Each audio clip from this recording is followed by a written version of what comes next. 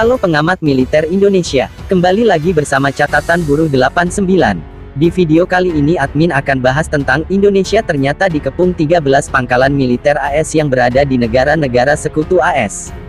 Benarkah? Mari simak ulasannya di sini.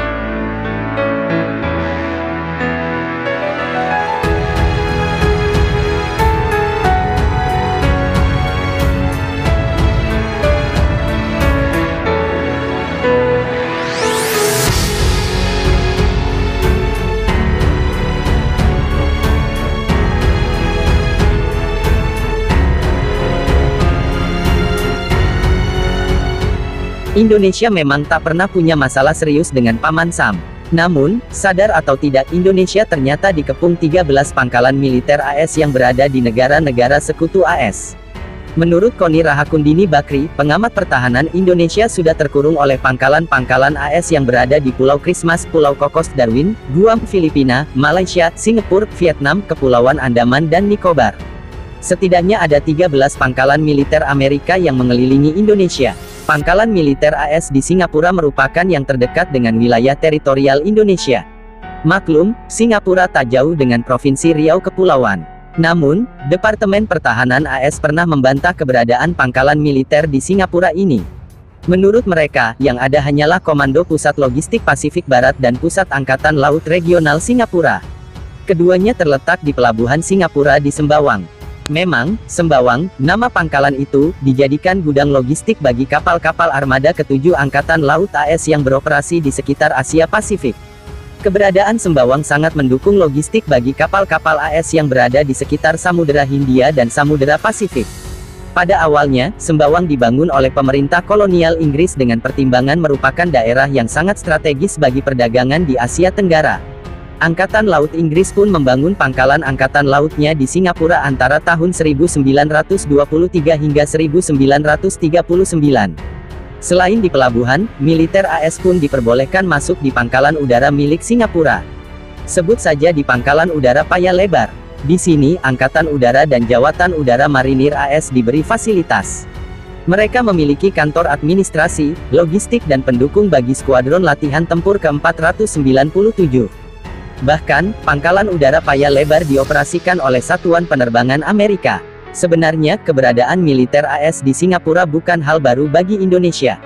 Saat meletus pemberontakan Pemerintah Revolusioner Republik Indonesia (PRRI) di Riau, entah kebetulan atau tidak di Singapura sedang ada 2 batalion marinir AS yang berlibur.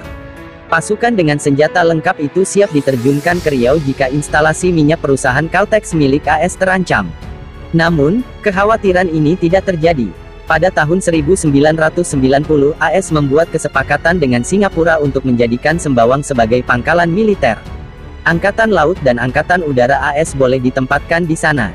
Hasilnya, sejak 1992, Jawatan Logistik Pasifik Barat Militer AS punya markas di Sembawang.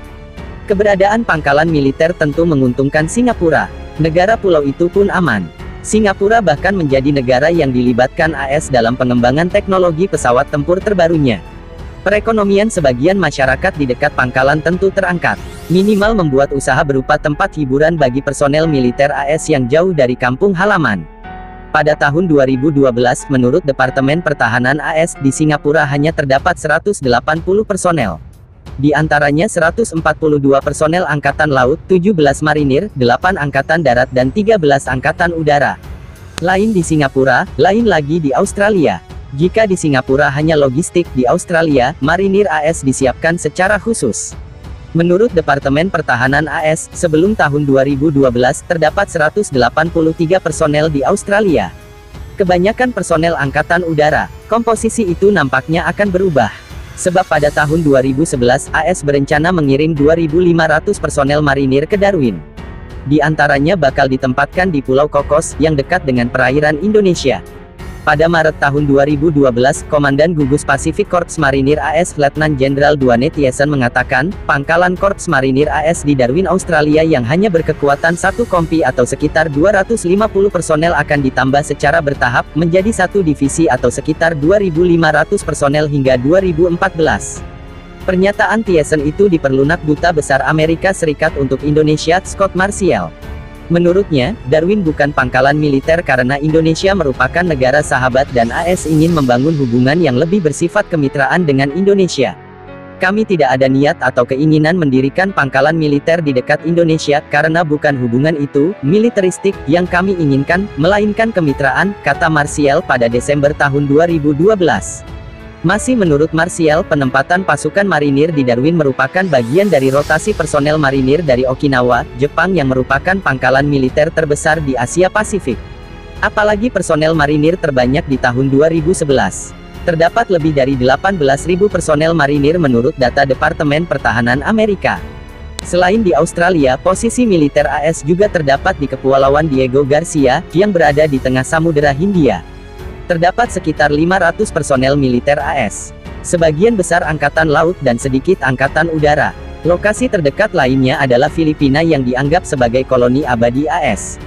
Menurut data Departemen Pertahanan AS pada tahun 2012 terdapat sekitar 130 personel di Filipina. Saat ini, pemerintah Filipina mengizinkan AS menjadikan beberapa lokasi di wilayahnya sebagai pangkalan militer.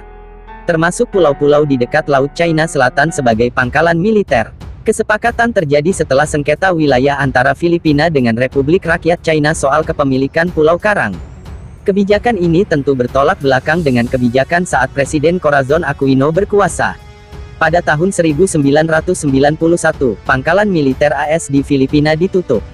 Padahal di masa Ferdinand Marcos menjadi presiden, pangkalan militer AS terus dipertahankan. Begitulah, Filipina yang dianggap koloni abadi sudah sejak dulu mengizinkan pemerintah AS memiliki pangkalan militer di wilayahnya. Pangkalan militer Clark dan Subic yang paling terkenal. Pangkalan Clark dioperasikan Angkatan Udara dan Subic oleh Angkatan Laut. Pangkalan-pangkalan yang sangat berguna bagi militer AS di Asia Pasifik.